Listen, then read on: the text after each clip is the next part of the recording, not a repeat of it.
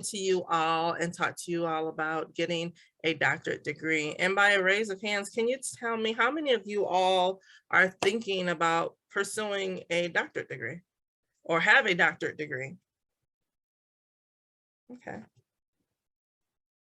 Some of you don't, if some of you, if you don't know, that's fine. So this subject is going to be, I'm going to talk from my experience and of course from what I know, but I want to tell you all a little bit about my journey and hoping that my journey will help inspire you all and give you all further information that you all need to make a decision on what you want to do. As my, as it said, I graduated from Western Michigan University in 2005. And so from 2005 till 2011 is a gap, of course. And so in 2011, I decided to pursue my doctorate degree. And so I decided that I wanted to get an educational doctorate. And so let me just give you a little bit of background on what led me to that decision. Like I said, I've been living in the Chicagoland area since about 2008, 2007. And so I always knew that I wanted to get a doctorate. I love teaching, but I think I loved more. I wanted to be in a place of making decisions for students. And I felt like I wanted to see more representation of Black administrators, especially with the experience I had in my graduate program. And so I had, cheerleaders there, but I also had some issues, and I just knew I wasn't the only one because I spoke with other speech pathologists, and we kind of know the issues and the things that students of color, I'm not going to say all of us, but a lot of us, have stories that we can tell, right? And so, and so that was one of the main things that pushed me, that said, hey, I want to be a voice. I want to be in the seat of making decisions for students, and so that was like my main driving force. I would say about 2010, a close colleague of mine presented an opportunity and was telling me about a program, telling me about a college, and she had spoken to a dean that wanted they wanted to add speech language pathology to assistant program to the degrees that they provide. And she didn't want to do it, and she told me about it. That was just like, oh yeah, I love a great challenge. And not only that, because I worked in home health, it was just so hard to get speech therapist assistants. And at that time, the state of Illinois, they decided that if you were going to be a speech assistant, you had to have 2-year training. So you had to have an associate degree. So those that had their 4-year degree could no longer work in the school system. And part of the reason is, when I speak to people, I try to explain to them, they're like, well, we have a higher degree. I'm like, you have the theory, but they have the practice. And so when you are in, and we all know, when we are in our bachelor's program, you don't get very many clinical hours. A 2-year degree is geared towards students getting the practice, right? Which is going to lead me to what I'm talking about today. Okay. And so we created that program and got it passed through the state. And in the school that I was in, you just observe. I'm an observer. So I observed, administration, and some of the things that were happening on administrative level did not sit well with me. Some of the conversations that I heard, they just didn't sit well with me. And, and of course, from my own graduate experience. And so when I got the opportunity to create that program, I said, hey, I'm not going to be one of those people that does A, B, that does this to students, or I got an opportunity to really create me and my colleague to really create a program that we felt comfortable that would send speech therapist assistants out. And from there, it was like the fire was just lit. And so the process started in 2010. I started my educational doctorate at Chicago State in 2011. So it just went hand in hand for me. And so that was really, I was in class and I'm learning the practice. And at the same time, I get an opportunity to practice those things, and so that was awesome. Although it didn't last very long. Although it lasted, we were at the program for a year. They still have the program, but had some issues with administration and the program. We got kicked out of my own program. Let's just say that. And I'm just one of me and my colleague. And I'm not ashamed to say that because I know the work that we did really good work. And I know where our heart was. And it's unfortunate that the program is not necessarily, after we left, it did what it did, but it didn't do what we really wanted it to do, because there is a real need for speech therapist assistance. However, I did not want to compromise my ethics, and so if any of you have ever worked in higher education, it's very political. I did not know that, I'm me and my innocence. And so I did not know that. And I didn't want to be, I felt like I was being put in situations where I had to accept students that did not meet the qualifications. And I was being put in a situation. And so, I'm not going to close my mouth when it comes to situations like that. And so I stood up and I got kicked out of my program. So yay. But anyways, life goes on, right? So this all is going somewhere. So I'm not just telling you guys just to tell you. So anyways, I started my program in 2011. I graduated in 2019. In between that time, life happens. One of the main things that when I started my educational doctoral program, one of the professors, and she's like probably one of the toughest professors in the program, she told us that when you are going to do, there's a lot of people that pursue getting a doctorate. About 50 to 40% of people, and it's a wide range because you find different statistics, are all but dissertation. So, and what that means is that there's a lot of people that they start off and they pursue the doctorate degree, but they don't complete it. So they do all the coursework, they have all the coursework, but they don't have their dissertation. And so that is one of the main things I want you all to understand, that it is a commitment, and so life, and one of the things that she said to us is, it's not whether are you smart enough to get a doctorate degree, you have a master's degree. So of course, getting a doctorate degree is not about being smart, but it's about being able to endure and navigate school and do life at the same time. And so, for me, it's about grit, because, we're all sitting at the table together. It's just, are you going to be able to push past the things that happen in life while during the process of me getting my doctorate degree, I had three nieces were born. My grandmother died. The first year, my mother was diagnosed with cancer. My grandmother, there were a lot of things that happened. And so if, there's a lot of nuggets I'm going to give you, but that's one of the things that I really want you all to understand. Life happens. So it's not about, are you smart enough to do this? It's about, are you going to commit? You have to be able to do this doctorate program and have a strong why and purpose of doing it, because life will happen, and I got married in the process. Okay. So, and I got kicked out of my program in the process. So it's about, can you commit to doing this while doing life, and so that's when you hear people that say, oh, I'm AD, that's all but dissertation. Okay.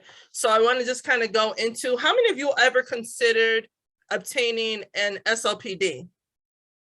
Have you all heard of those? And just, if you can use your emotions so I can kind of read what you all are thinking, or just kind of, yeah, okay, I see in the chat.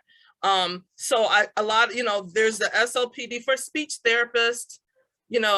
people consider the SLP-D the regular PhD, right? And then the educational doctorate. Some SLPs do have the educational doctorate. I'm just going to give you, I'm not going to go into the SLP-D because I did not do that. I do know people that have done that, but I will tell you that it's a clinical doctorate. Just like an educational doctorate, my ED is a clinical doctorate. So I'm going to kind of tell you a little bit of the differences and between the PhD and the ED. And so, excuse me, I'm a little bit nervous. So if you see me laughing a lot, that's why. So the PhD is basically, you know, that is the oldest doctorate. It's, I mean, all doctorates are prestige. When you're looking at a PhD and trying to decide, do I want to do a PhD versus maybe a clinical doctorate? And I'll speak, you know, for me, I did look at the SLP-D, but I knew that I did not want to work in, I did not want to necessarily, I already had a master's degree in speech pathology. You know, I did not want to go back to school to get more schooling about speech pathology. And not that I don't love what I do, but I wanted to be more well-rounded for me. I wanted to open up, like I did not want to be so, I didn't want the door to be so, you know, the path to be so strict. So like if your doctorate is in speech pathology, then you're going to be in speech pathology. For me, I wanted my possibilities to be wider. So I decided to do an educational doctorate because I can, speech pathologists work and they have educational doctorates and they're in the clinical setting, right? They're in universities and they're teaching, and they are also leading with an educational doctorate, okay?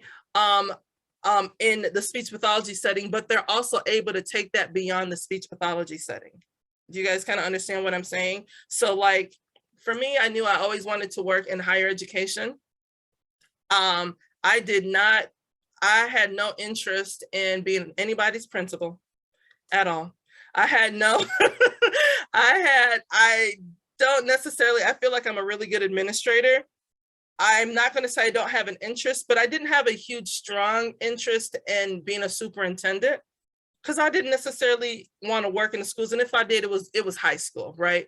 But I did want to make change in the higher educational level. So that's the reason why I decided the educational doctorate was going to be for me. So I'm going to give you guys just some different jobs on how to look at what you're able to do, okay? So with an educational doctorate, so the educational doctorate is more practice versus the PhD, which is more geared towards research.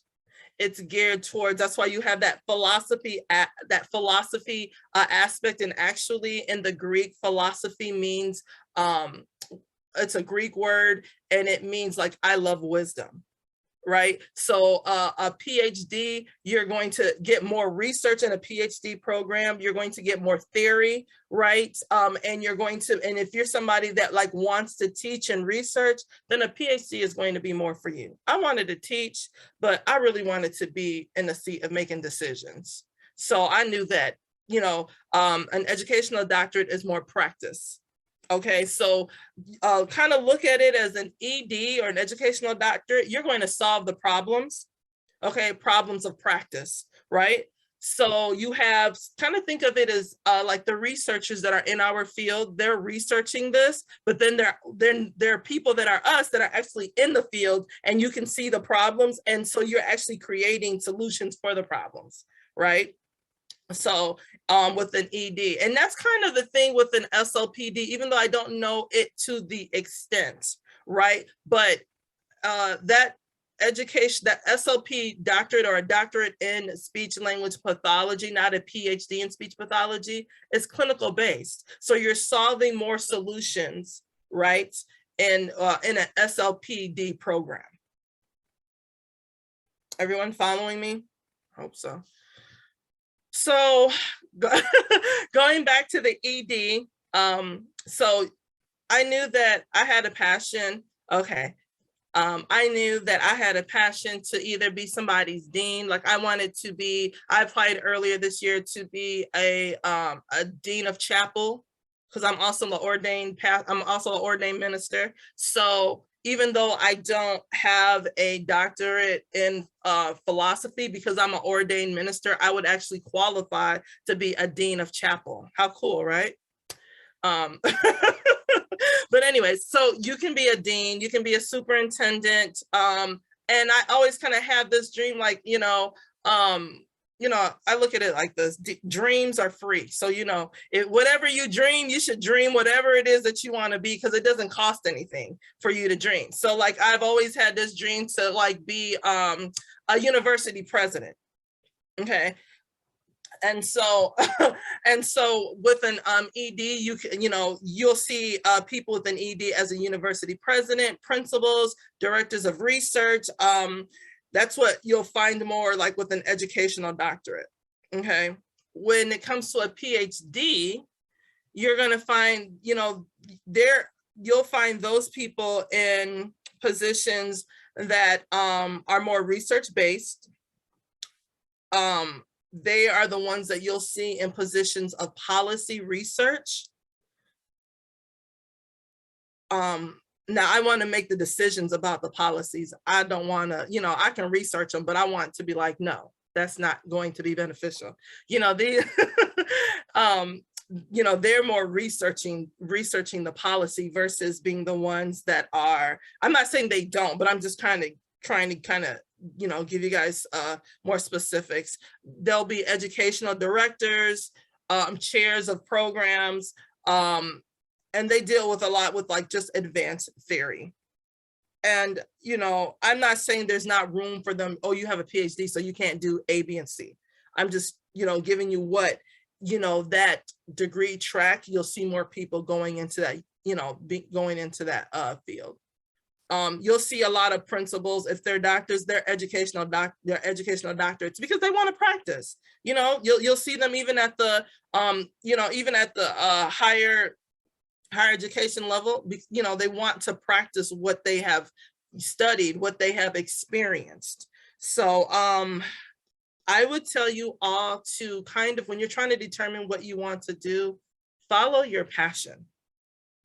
And I'm going to tell you why, because when you do that dissertation, so I started mine, I had to get an extension because like I had a lot of different life things that happened and I wanted to quit, but I didn't.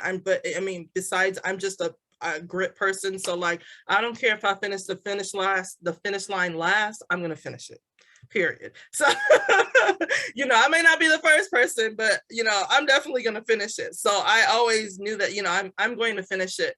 But between 2011 and 2019, and part of that was because we had a change in administration. I'm sorry, let me look. Is it possible to get a doctorate I'm sorry. Can you give me the question, Terry? Sure, I'll give it to you. Okay. The question is it possible to get a doctorate in an area other than speech, example, administration, and still qualify to be a college university professor? You can still, like, even with an educational doctorate, you still can. When you look at jobs, having a doctorate just puts you at a different level. I'm just going to tell you that altogether. Even when you do, even when I first got my doctorate, it was just so new to me. But the opportunities, like my family is Nigerian, I had opportunities overseas. It just puts you at a higher level. So I'm not saying you can't be a professor if you don't get your PhD. Like if you get an SLP-D, you can still become a professor. All of that has to do with the requirements of like you see when they have titles of like professor, associate, professor, some of these professors are tenure and some of them are not. So there's a certain amount of whatever college that you or university that you are at, they have specific requirements in order for you to get tenure. And that determines whether you are a associate professor or a professor. And that turns into money, So, you have instructors. And I remember like when I was in grad school, my slaloming, she was an instructor, and I used to always, I thought it was all the same. You know, I thought, oh, she's a professor, they're a professor, but it really isn't. You know, it really does. Like when you see in the university level, you see people that are coming out with these, they're writing articles after articles. They have to, those are requirements for them to, you know, get tenure. You know, so you'll see certain, these are, you know, a lot of you heard of Dr. Brandy Newkirk? What's her, Newkirk? What's Brandy's? I can't remember her married name, but do you all know who I'm talking about? When Brandy Newkirk, Dr. Brandy Newkirk? So she's I went to school with her, but she is a department chair in Jackson State University, and she does a lot of articles and research on African-American vernacular English and childhood language. And so she's always like, I mean, she is always in the lab cooking up something, you know. Yes, Turner, thank you. Okay, I was like, man, what is Brandy's maiden, what is her married name? Okay, and so, but anyways, my point is she's always in the lab writing something. I don't have a desire to always write something up. You know, I already know they have the requirements. No, I'm not going to do that. You know, I don't want, you know, it depends. You may be that type of person that just loves to do that. She's a great professor. She is a great, mentor. She just loves what she does. And if you follow her on Facebook, you can see that she loves, you have to have a certain commitment for that. And I'm not saying I don't have the commitment. I just don't have that passion for that particular aspect. My passion is something else in, you know, in education. But my whole point is your passion is what's going to help you finish your dissertation. Okay. And, you know, you don't want to start something and then just not finish it. You know, besides hearing my mother say, you better finish, you know, you're not quitting. You can not go back to the team at the end of the year, you know, the next year, but you're not quitting. You started it, you've got to finish it, right? And so your passion is what's going to help you. And that pushed me, you know, every time I thought about, oh, I'm tired of focusing on this dissertation, because imagine research is saying, like, when people that have that get a Ph.D., they're literally working, they're not working. Okay, I was able to work with mine, with mine, but I was doing an EDD. Okay, with a PhD, more than likely, you're not going to be working. And it's a 4 to 6 year commitment, 4 to 6 year commitment. Okay, and so, you know, imagine, you know, you end up being a expert in a specific area. So you study the same thing for 4 to 6 years. So you have whatever is your why, whatever is your purpose of obtaining it. And hey, if you just want to have it, have it. You know, I remember I met this guy in ASHA a couple years before I started my doctorate. And he was like, well, why do you want to get a doctorate degree? I was like, you know, I gave him some just kind of like surface level answers. And he was like, well, you don't need to get a doctorate degree for that. And I just, you know, and I just kind of looked at him like, and who are you to tell me what, you know, because he was just looking like you know, if you want to get a PhD, you have to be a person in research. But it is true. You have to love to research. You may not have to love it, but you're going to be doing a lot of it. So you probably want to love what you're doing. Okay. Where am I? I was talking about your passion. Are there any questions before I move on to any other questions that you want to, and please stop me if you have questions and I can definitely. Question, Dr. Blasson, you're saying in those 4 to 6 years or however many years, you're unable to work? Because for the most part, you go part-time. Mm-hmm. So you may be able to go part-time, but for the most part, people don't work. Because you're going to be doing so much research. You know, you literally are going to be, okay, you're going to be helping your whoever your dissertation chair is. So you have a dissertation chair, and that's the person that's over your the research that you're doing. Okay, a lot of times people, like, you can get like scholarships and stuff for these different programs, but you have to be a TA, so you'll be teaching, you'll be researching. Like, I remember I got some type of scholarship for something, and while I was in my program, and that's why I did home health when I was doing my program, because I wouldn't have been able to do my program and work a 9 to 5. Home health like really came in handy for me because I was able to schedule around stuff. But I had colleagues that they were coming from, and my classes were at night. So they were Tuesday and Thursday at night. And so that's the one thing that I loved about my program. It was the same thing, when it comes to your first 2 years and doing all the book work. And so you knew what your schedule was. But I had colleagues, they were principals or they were, teachers, and they were working with kids all day. Then you come to class in the evening time, and then you've got work. So you really, I'm not saying it can't be done, because it can be done. You can do anything that you want to, do. You just have to you just have to know that, hey, at I remember I missed a lot of things, that there were things that I wanted to do and people just didn't understand. And that was okay. I understood, but it's hard with a PhD. It's hard to work. Monique has a question for you. Mm-hmm. Thank you. So this is kind of related to what you were talking about. I've heard over the past years that because there is such like a need for SLPs with a doctorate because of the teaching shortage, are there different financial incentives like tuition coverage, and how does that work? I mean, you talked about, teaching assistants and things like that. It kind of bleeds into my next question of like, what did work-life balance look like for you? Did you have weekends, like, to kind of be a human? Mm-hmm. I mean, goodness.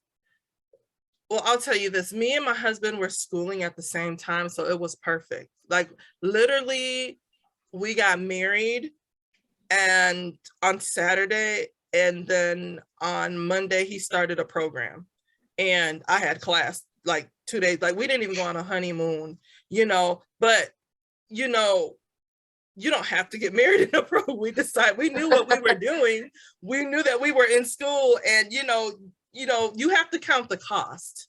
I'm not saying that you're not going to have a life, but there are going to be some things that are important that you do and some things that are not. And you just have to weigh that, because it is doable, and there is funding and money out there. But if you take that money, which there's nothing wrong with taking that money, you best know that you're going to have commitments that you're going to have to fulfill. So you're going to be researching. And this is the thing, when I was in my program, I didn't like, in a PhD level, you're trying to get published.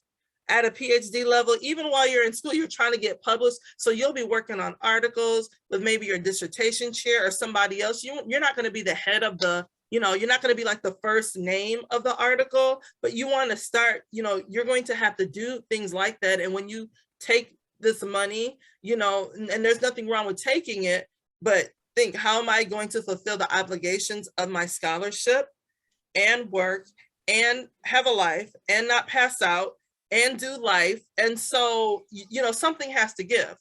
And the thing about it is, you'll give something, but it's only for a season. For those financial like stipends or whatever, was it enough to cover like my rent is astronomical right now? So those are the questions that I'm kind of sitting with, is like, yes, I do have the passion, but is it worth it to kind of, forego the things that are already really expensive? I think there are programs that cover all expenses, but I found all expenses are not always all expenses. You know what I mean? And so, but you're the only one that's going to know. Like, when I was able to work. Like, if I wasn't able to work, I wouldn't be able to do it. Like, I already know, hands down, I have too many other responsibilities and people that are dependent on me. So I wouldn't have been able to do it, but I was able to really balance. That was the thing about working for yourself. I was able to really balance, like with the home health companies, they knew that I was in school. And so, on the, it's all about balance. And the thing about it is we're in a field where people need us. So you can just kind of call like, hey, I'm not going to do this, and this is just what it is. They don't have another speech therapist anyway. So I'm not saying, when you work for somebody else, they have more control, or, but when you work for yourself, so if you're thinking about doing it, I'll tell you, I can speak for an educational doctor. It is very possible to do it and work in school systems and work for yourself.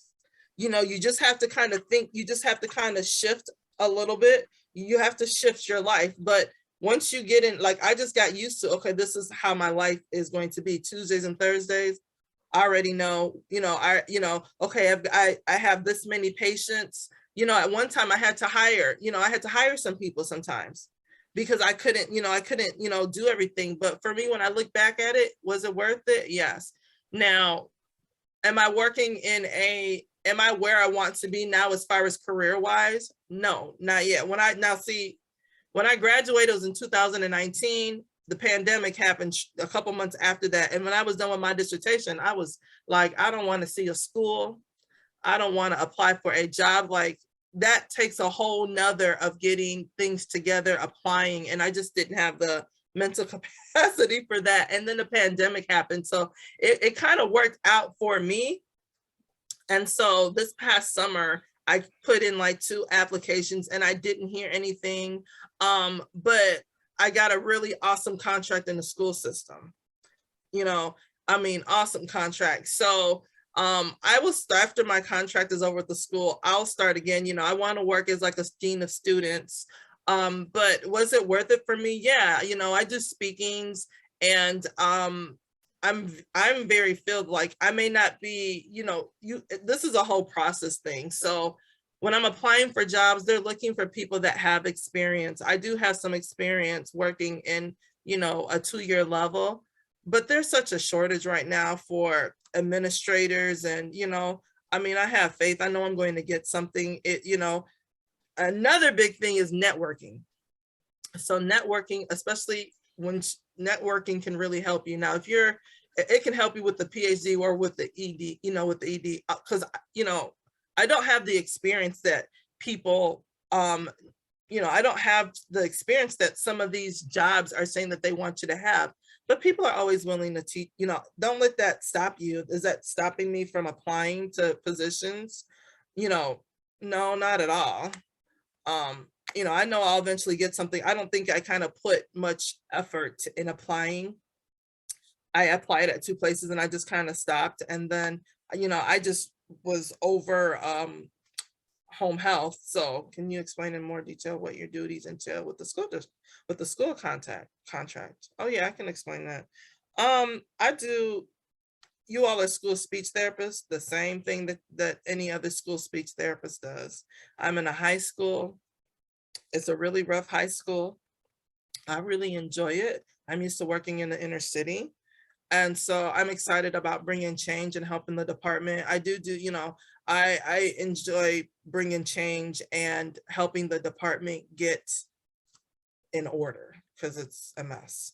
So that is that for the next couple of months while I'm there, that's going to be, I'm like right now, I do what a regular school speech therapist, but I'm like cleanup lady right now. So and no one wants to go into that high school, and that's fine. I've worked in the high schools before, but I'm doing a lot of cleanup, just, but I enjoy it. I enjoy not being, not being a regular employee. And, it doesn't bother me. It's like, okay, I know some people are like, okay, well, you have an educational doctorate, and I know those things will come, so it doesn't bother me. But if you're a school, how many of you, I don't want to say everything that, I don't want to assume that all of you are in the schools. How do you apply for a doctorate? What do you need to get into the doctorate? Gotcha. Okay. So goodness, let me tell you how I chose my school. I wasn't, because I knew I wanted an educational doctorate. I wanted something that was close to my house. And I looked up, I found what, you know, I didn't want to be driving super far. And I found a school that I thought, you know, I liked, and I applied. You know, basically you have an application, some depending on when's the last time you were in school, they may have you take a test. But the school that I went to, trying to remember, I did a writing sample. You have to get recommendations, like all the stuff that you did to apply for like a master's program, but they wanted like more writing samples. They wanted like in-person interviews, and they were looking, of course, at your tests, you know, at your test scores, and they were looking at like, what have you been doing?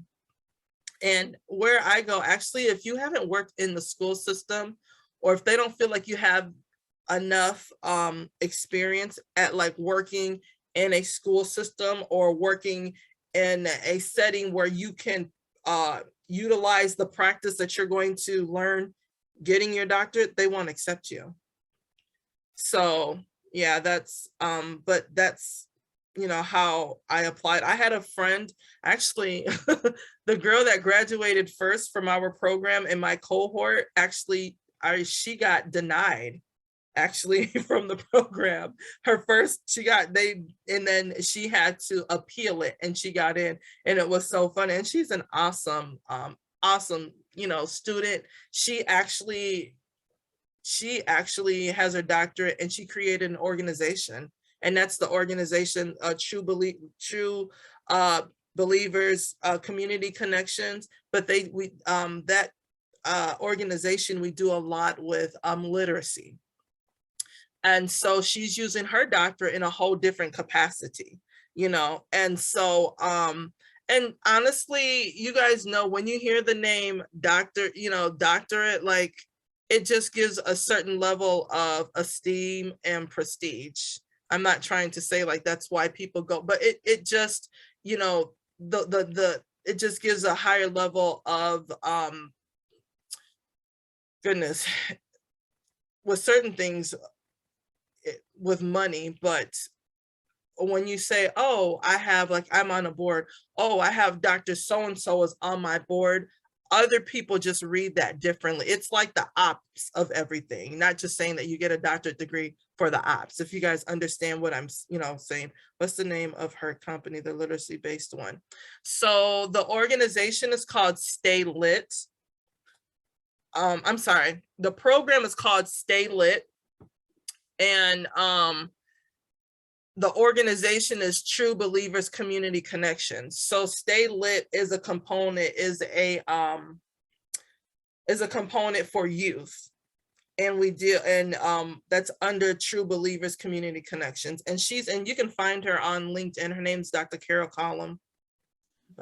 There's another question first. Did you have to prove that you wanted to work under a particular faculty member, like a sponsor? Oh, no, I didn't. I didn't have to prove that, but you know, that would be more like, for example, when you guys are starting looking for programs, there are certain people that are getting grants at different universities. Because remember, this is how these big research universities, they get their money. They're submitting grants, and they're getting grants, and so they need grad students. You know, they need students to help them conduct this research. So one of the things that you should do, if you're looking at a PhD and you really are big into research, look around to see who's doing research, because I guarantee you they have money for a doctoral student. So if you know what you want to do, like, for example, before I started my educational doctorate, I got presented an opportunity to go full-time for free somewhere down south, Arkansas or something, I couldn't remember, but I had to want to do research with children. Now y'all know I am not trying to do no I'm not trying to do no research with children. So although it would have been a full ride for me, I had to think, is this my passion? I love children. You're gonna see I'm a youth minister. You know, I love children, but my passion is more administration. And, you know, because I felt like I just had such a graduate experience, you know, I was just mad, like, it cannot be people out here. You have people's futures in your hands, and you are treating people like that. That was what drove me. Like, I wanted to be in the room making the decisions on who's getting in schools and who's not. I wanted to be a voice. I wanted somebody that looked like me. And so that, because of what the experience that I had, I was over, like, I would not want another student to go through what I went through. And what a lot of us have been through. Y'all know what I mean, right? Yeah. Right. Y'all sisters, y'all know what I mean. We're okay. Some of us had, varying degrees of, stuff that has happened to us. Some of us not so bad, but you get my drift. And then is there another question? I think I can't. Can you read it to me if there is? Yes, there's another question.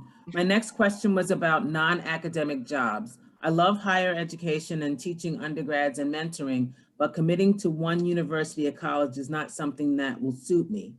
Do you know what kinds of organizations or causes that SLPs with doctorate degrees have gone to serve?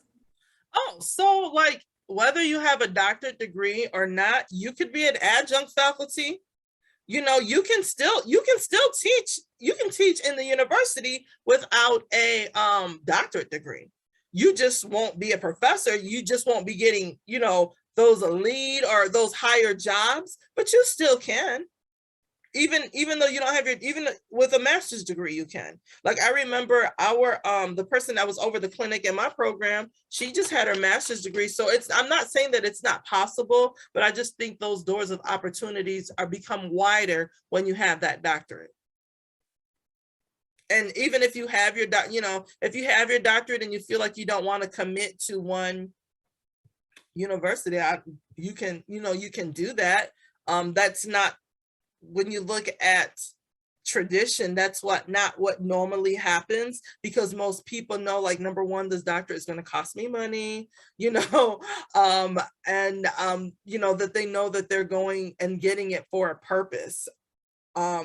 So yeah, think about your why again, but you don't have to commit, but you also want to think of like I can tell you from the time that I started my career as a speech pathologist till now, I love speech pathology, but is that what I want to do for the rest of my life? It's not, and I have my, and I remember when I got my doctorate degree, I was just like, oh my God, I don't think I want to do, like, I love administration. I want to, I want to be at a school, but I was like, I don't want to do, like, it was a really like shaking thing for me, something I really had to sit with, because I'm like, I don't want to do speech pathology for the rest of my life. And I knew that.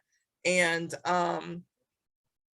but I think having the educational doctorate for me opened up wider doors, because I wanted to start looking at doing more ministry work, and now I just have the best of both worlds. I'm a youth pastor and I still do my work in speech pathology. So I'm very fulfilled, but I can also, with me having a doctorate, I can also like apply for administration.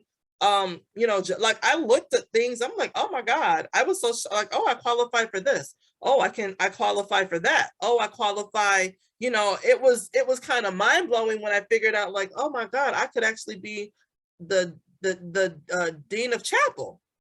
It was, but so a lot of us, I think, I remember when I first graduated with my master's, I was just like, after my first year, my CFY, I was like, do I want to do this? And I remember I was really scared, because I was like, I just got done with school and I'm like, do I want to do this? But the great thing about our field, there's so many settings, and you can make your own journey and your own path. And I just think that, and this is just my perspective, you just have to keep inventing the wheel. When you feel like, I'm not into this anymore. Like, I thought I kind of lost the passion for speech pathology, but let me tell you, I started my new job last week and I felt that fire all over again in that high school. So that is it's very refreshing. It's very refreshing for me. That's the great thing about our field. There is a lot you can do. For me, I think that having an educational doctorate opens the doors wide open, because you can have that doctorate degree and not do anything with speech pathology. You know, and because our area is language, there are so many things that you can do with language. There are so many organizations or people that are looking for our expertise. So for me, I would prefer an educational doctorate before I would get an SLP-D or even a Ph.D. Excuse me, that's just me, you know. I think are there any other questions? And I'm sorry, I wanted to kind of just give you guys a fresh kind of experience from, you know, talk about it from my experience to kind of put things in perspective and how I was kind of processing things. An SLP-D accredited, is it better to receive a PhD instead?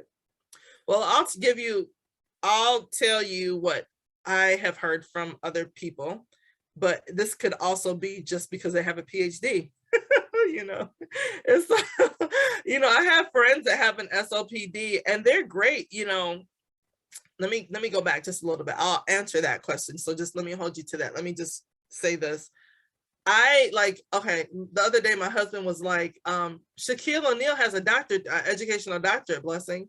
I was like, oh, I know, I heard about it. I was like, he didn't do a dissertation though, you know. You know, and because I worked hard for that dissertation. I'm telling you, you put so much work. Like there are people out here that actually buy the name doctor. Do you guys know that?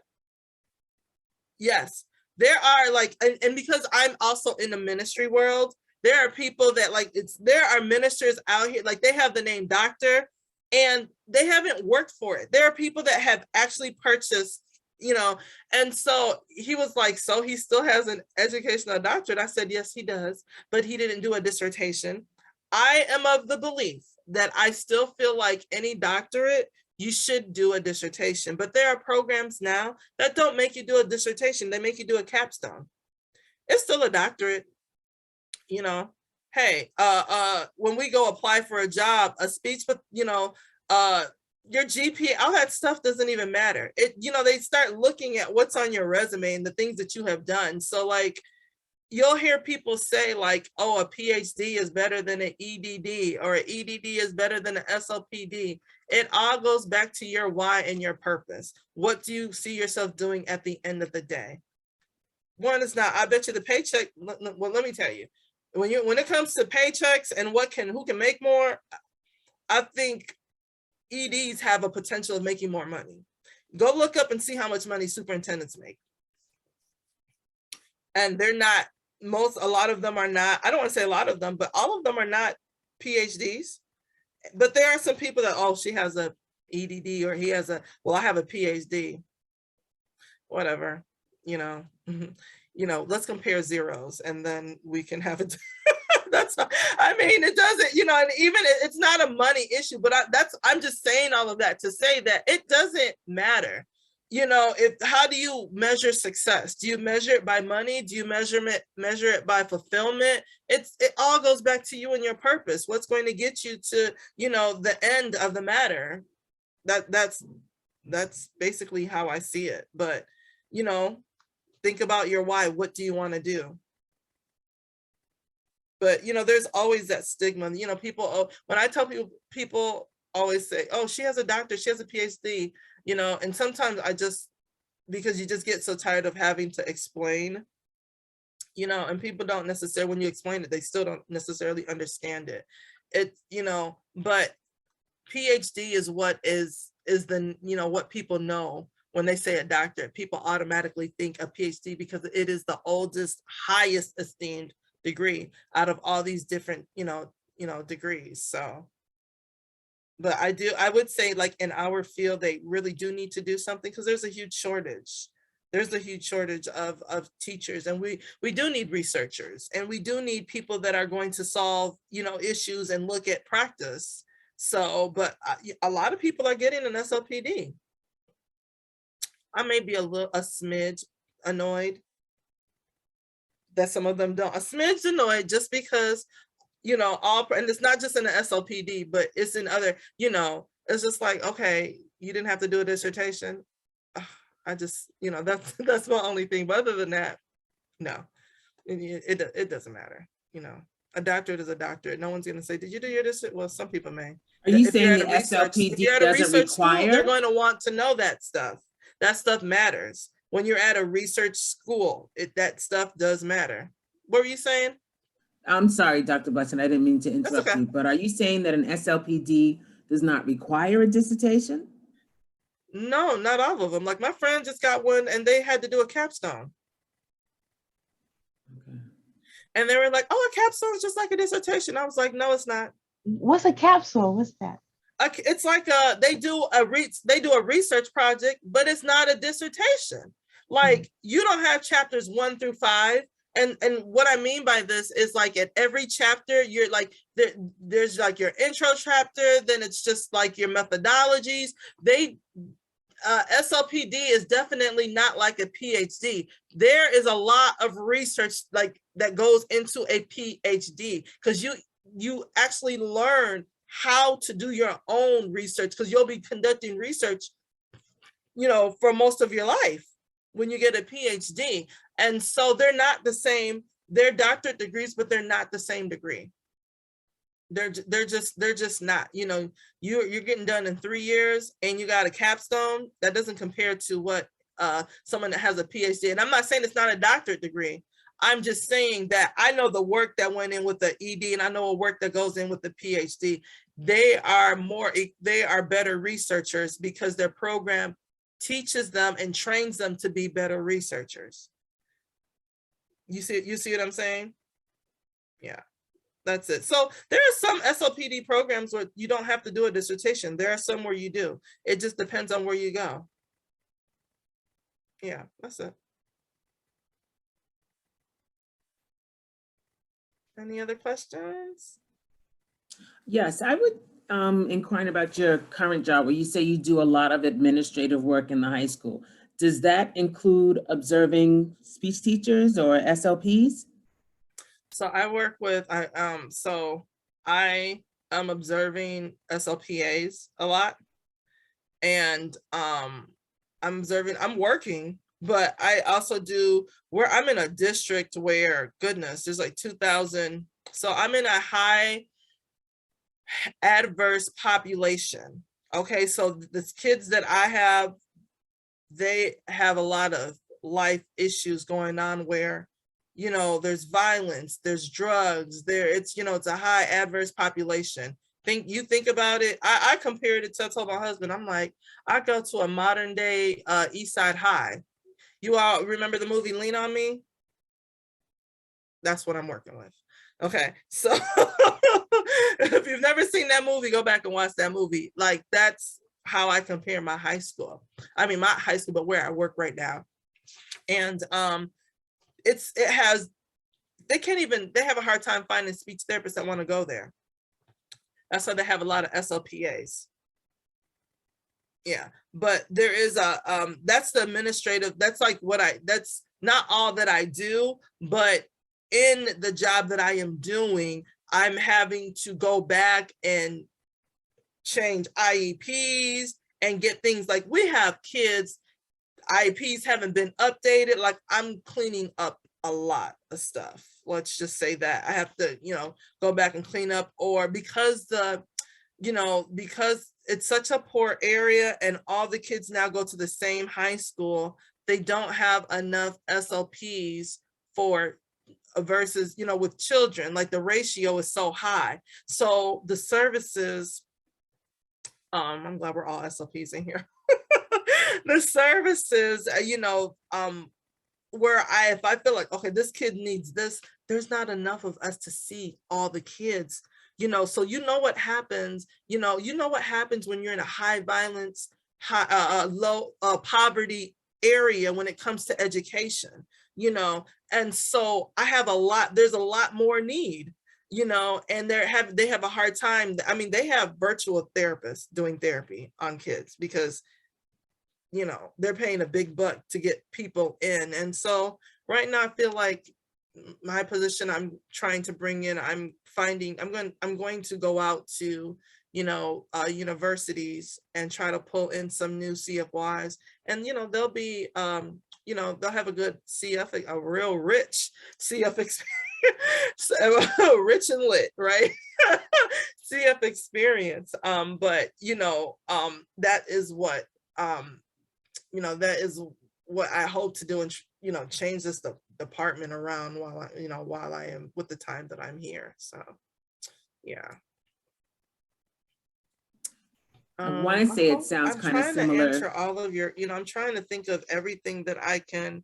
I know a lot of us are worried, you think about finances, but like I said, you can work now. If you want a PhD, you might have to, you'll be able to have money. But if you want a PhD, then I would say, start with looking at who's doing what research and who's getting what grants. They post the stuff in S.I.S.T.A.s a lot, but you just have to go and find out. A lot of networking goes into this stuff. So if you have friends that have doctorates and they're in the fields, ask them.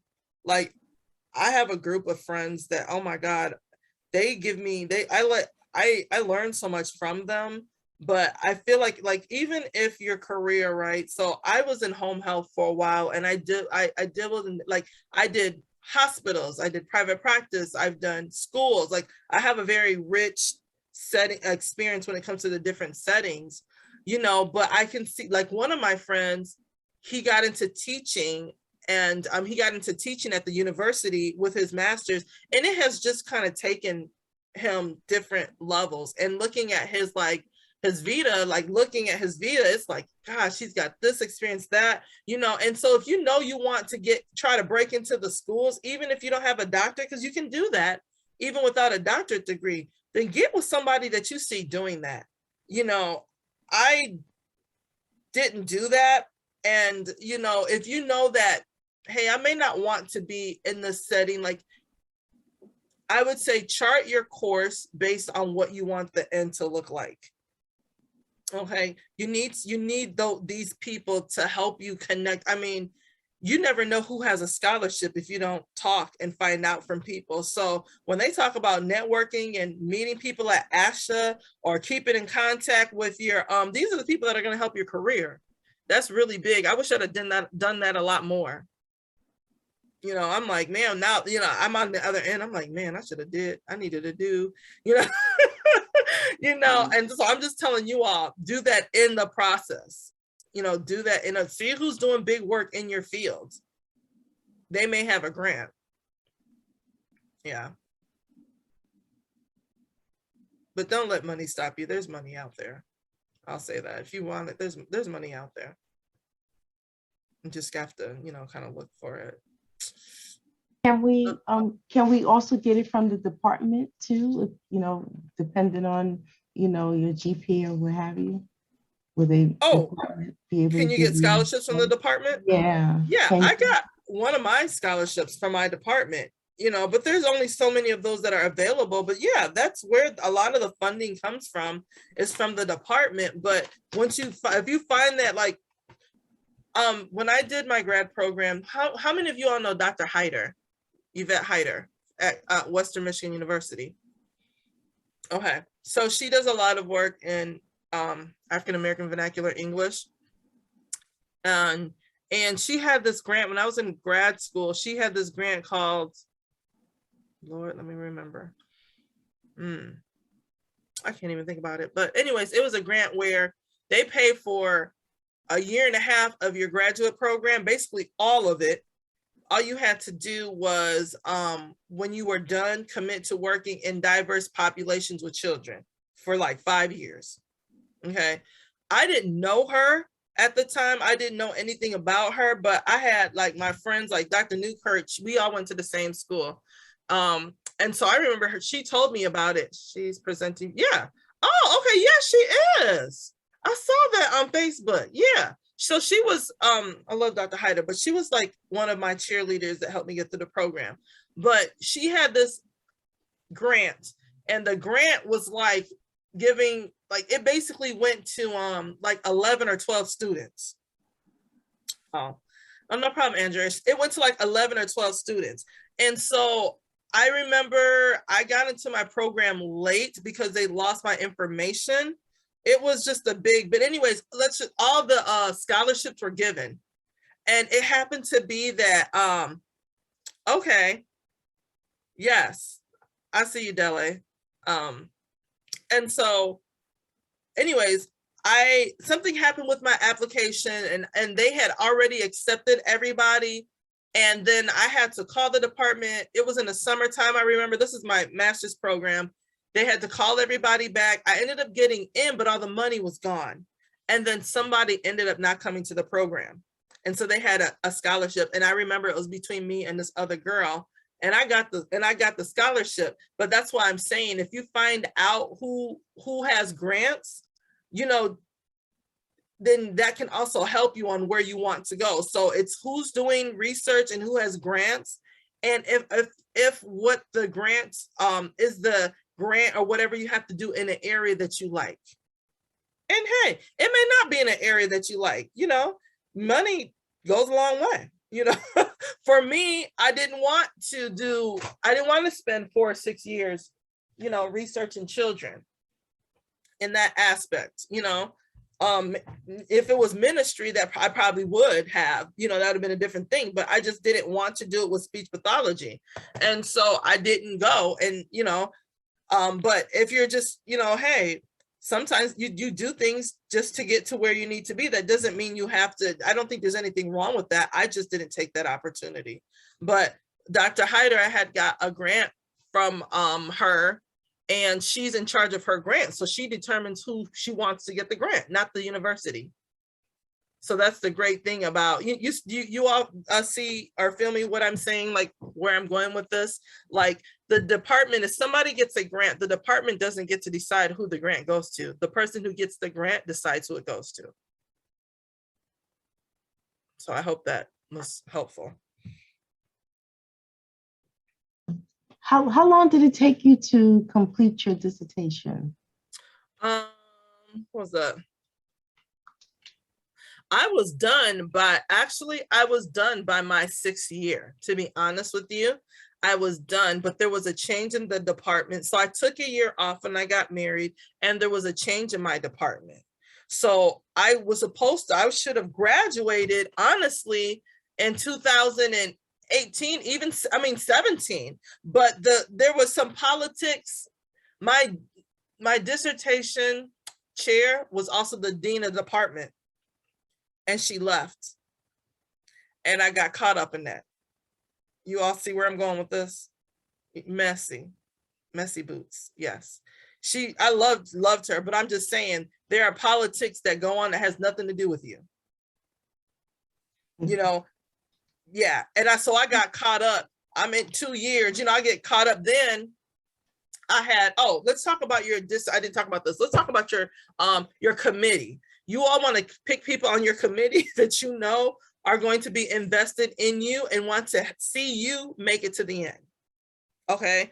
Now, there were, I think, 5 people on my committee, and I ended up, the 5th person that's on my committee has to be an outside person from the university. So like somebody has to be within like when they tell you to pick your committee, there has to be like somebody that's outside of your department, someone that's inside of your department, someone that is in the field, but they're off campus. So they have certain requirements for your dissertation committee, right? So I had to get one more person that was outside of the department that specialized, like I did my dissertation on, I did a comparative analysis of best practices for developmental mathematics, because like I said, I'm very interested in how to improve the graduation rate. And math is a gatekeeper for a lot of people in undergrad. So I wanted to investigate ways and solve problems that would help people matriculate and increase the graduation rate. So I had to get somebody outside of the school. So I didn't know anybody. So one of my professors got somebody that was like at one of the colleges, one of the city colleges. Oh my God, he turned out to be a thorn in my flesh, okay?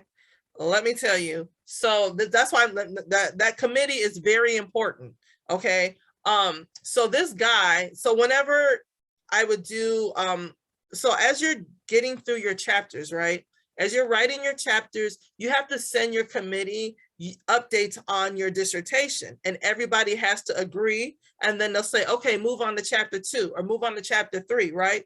So I'm doing this. He would take forever to respond. He barely participated. Let's just say this, okay? He barely participated to the very end.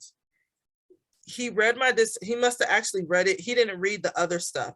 So when he read it, he was like, he figured out like, oh my God, this can help me with my research, and decided that he wanted to try. Yes.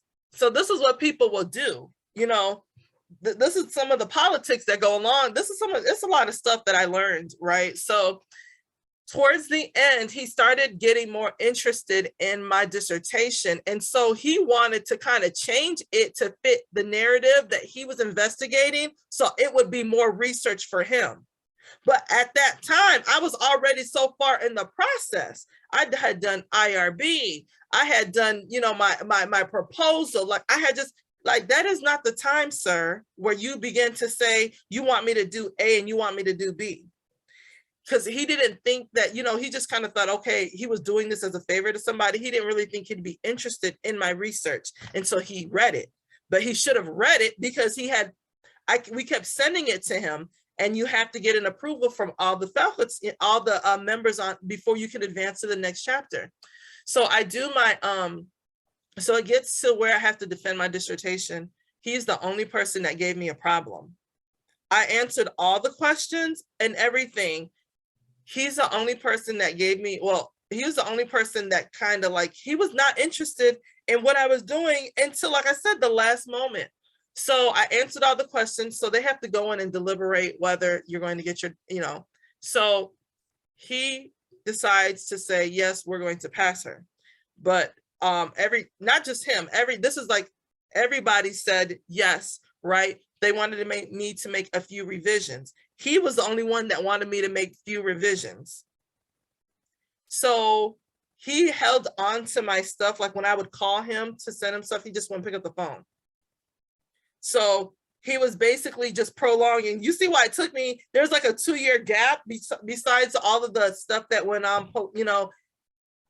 And so what you'll find is people have their own agendas, because they have to make tenure. I know. So you have to, these are things you have to look out for. They're trying to get tenure. They're trying to get stuff that says they publish stuff. You know, he becomes a writer now on the work that I've done because he's on my committee.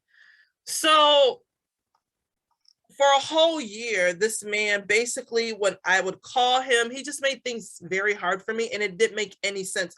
I basically had to defend my dissertation all over again with him on the phone, which should have never happened. So now everyone that's on my committee starts fighting him.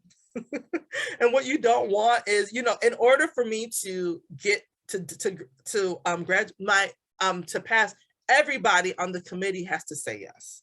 So I'm basically stuck with kissing his butt and basically jumping through hoops, just doing all of this stuff that was so unnecessary. That was like a whole year, you know, just because he had his own agenda. But finally, you know, you just have to kind of do what you have to do. Yeah, I hear someone, nightmare on Elm Street, nightmare in Chicago land. Yeah. So I'm telling you. So those are just some of the things, you know, people have agendas. You know, make sure everything that you write, whatever you help people do, make sure that your name goes on it. You are one of the authors. You know, people like, when he saw what I was writing about, he basically was trying to like take my, wait until the end to just tell you I appreciate the present. Thank you. Oh, thank you.